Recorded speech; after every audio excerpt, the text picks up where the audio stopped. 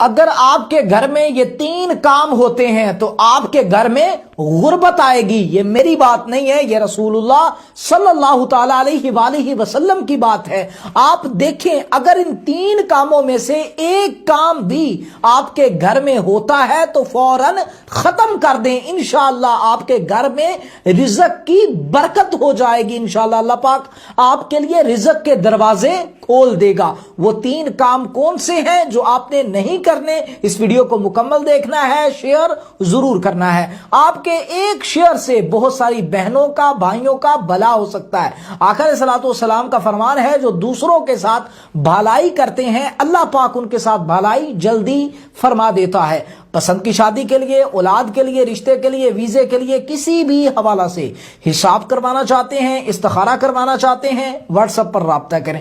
میرے ٹک ٹاک کے ساتھ میرے یوٹیوب چینل لنک ہے، یہ والی ویڈیو دیکھیں، چینل کو سبسکرائب کریں، رابطہ کریں، انتظار کریں، آپ کو جواب دیا جائے گا۔ اب آتے ہیں اس بات کی طرف کہ وہ 3 کام کون سے ہیں جس گھر میں یہ 3 کام ہوتے ہیں اس گھر میں غربت آتی ہے۔ پہلا کام یہ ہے کہ جب آپ کھانا کھاتے ہیں تو ہاتھ دھوئے بغیر کھانا کھاتے ہیں۔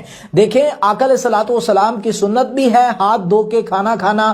دیکھیں اگر میڈیکل کی روح سے دیکھا جائے تو اس کے فائدے ہیں، ٹھیک ہے، تو کوشش کریں، ویسے بھی ہاتھ دھو کر کھانا کھانے میں برکت ہے، ہاتھ دھو کر کھانا کھائیں۔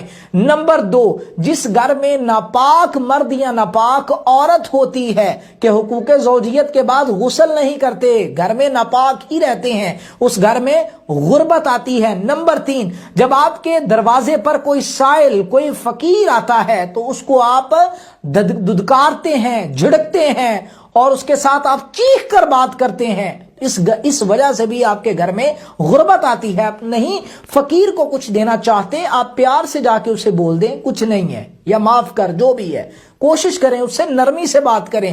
سخت لہجے میں بات کرنے سے اللہ ناراض ہوتا ہے۔ ثواب کی نیت سے اس ویڈیو کو شیئر ضرور کیجیے گا۔